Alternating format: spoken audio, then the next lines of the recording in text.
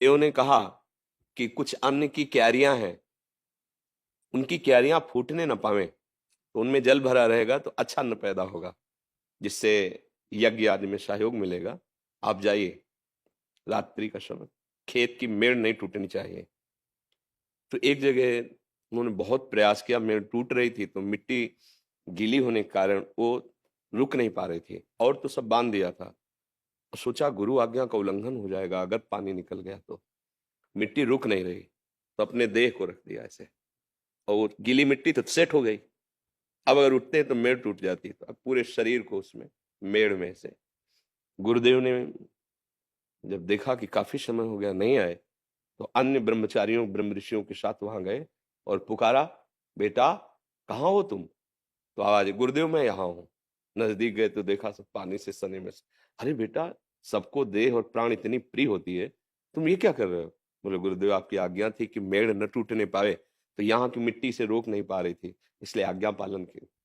उठो, जाओ, तुम्हारे हृदय में समस्त वेद स्वयं स्फुरित हो जाए। उन्होंने व्याकरण नहीं पढ़ा था, उन्होंने शास्त्र ने, चारों वेद स्फुरित हो गए। एक और उदाहरण उसमें वर्णन किया कि एक शिष्य गए और पहले सेवा के द्वारा उसकी समर्पण निष्ठा देखी जाती थी। तो उन्होंने कहा कि ठीक है, आप हमारी गौशाला की गौवें चराएं।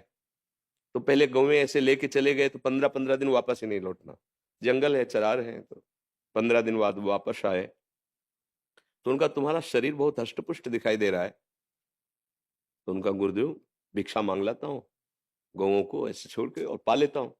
धर्म विरुद्ध आचरण, ना हमने भिक्षा की आज्ञा की थी, और बिना मुझे समर्पित किए हुए तुम भिक्षा कैसे पा सकते हो? शास्त्र आज्ञा है कि भिक्षा मांगे और गुरुदेव को समर्पित करे, फिर दैन्य भाव से जब गुरुदेव आपको जो भी दे दें या पूरी अनुमति दे दें उतना ही पा, अगर ना अनुमति दें तो रख कर वापस हो जाइए। समर्पण बहुत बड़ी चीज है।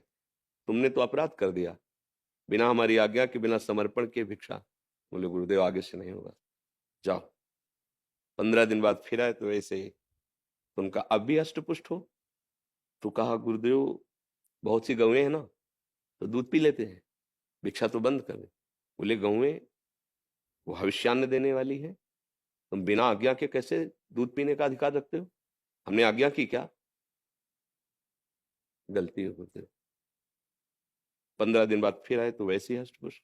फिर, तुम्हारे शरीर की चर्बी सूखी नहीं अभी? तो कहा, गुरुदेव जो बछड़े दूध पीते हैं ना, उनका फेन गिरता है, बछड़े बड़े बड़े दयालु हैं, वो अधिक गिरा देते हैं। ये आदेश हमने कब किया? तो कहा, गुरुदेव अब नहीं। एक दिन बहुत भूख लगी, हम न दूध पी रहे थे न भिक्षा मांग रहे थे, उनको ज्ञान था नहीं अकौड़े का वृक्ष होता है, उसके पत्ते जो तोड़े तो उसमें दूध जैसा दिखाई दिया। उनको लगा ये पौष्टिक चीज है, पा लिया, तो उनकी आंखों की ज्योति चली गई। अब वो एक गड्ढे में गिर गए कुएं में जैसे।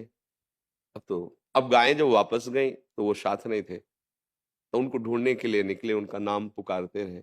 आवाज आई कुएं से, गुरुदेव मैं यहाँ पड़ा हूँ। कैसे? कैसे पड़े हो? गुरुदेव बार बार भूख ने मुझे व्याकुल कर दिया था, तो पता नहीं मैं किसका पत्ता खा लिया कि, बोले समझ गए कि ऐसे अकोड़े। उन्होंने मंत्र दिया, इस मंत्र का उच्चारण करो। जे ही उच्चारण किया तो साक्षात अश्विनी कुमार आ गए। देव जो वैद्य है, दोनों अश्विनी कुमार। उन्होंने एक दिव्य औषधि के द्वारा पुआ तैयार किया और कहा पालो। बोले अब जिंदगी में नहीं। गलती पे गलती होती गई, हम गुरु आज्ञा का उल्लंघन करते गए, अब नहीं। आंखें नष्ट हो जाए या प्राण नष्ट हो जाए, जब तक मेरे गुरुदेव आज्ञा नहीं करेंगे तब तक इस जबान में कुछ नहीं रखूंगा। तो उनका, गुरु को भी अगर आवश्यकता होती तो हम देव वैद्य हैं उनका, तो वो अपने गुरु से थोड़ी आज्ञा लेते हैं। हम खुद इस समय आपको आज्ञा करते हैं, हम देवता भी हैं, वैद्य भी हैं, और तुम्हारी औषधि है ये, तुम पा लीजिए। बोले प्राण त्याग दूंगा, लेकिन अन्य किसी की आज्ञा नहीं, केवल गुरुदेव की आज्ञा। तो प्रसन्न हुए, पा लीजिए। तुरंत ज्योति हुई, और करुणा करके जे ही स्पर्श किया, सारा ज्ञान उनके हृदय में प्रकाशित हो गया। आदि गुरु भगवान शंकराचार्य जी की तन सेवा में श्री त्रोटकाचार्य जी जो हुए हैं, वो सेवा, तन सेवा में रहते थे।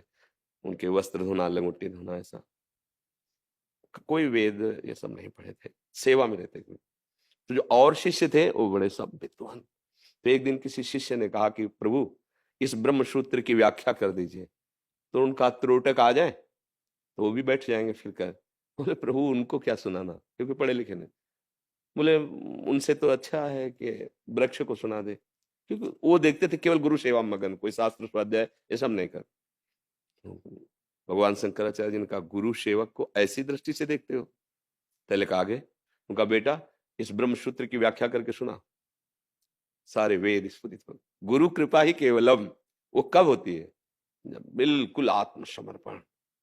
तो पढ़ना लिखना जो ज्ञान होता है वो कितना भी करो वो एक सीमित होता है, लेकिन गुरु कृपा असीम तत्व का जो बोध कराती है, केवल गुरु कृपा ही केवलम। इसीलिए ध्यान मूलम गुरु मूर्ति, पूजा मूलम गुरु पदम, मंत्र मूलम गुरु वाक्यम, मोक्ष मूलम गुरु कृपा। दैन्य होकर सदगुरुदेव के चरणों का आश्रय ले ले तो तत्व ज्ञान भगवत प्रेम जब ये दुर्लभ नहीं तो लौकिक सुख की बात क्या है, लौकिक पारलौकिक सुखों की बात क्या है।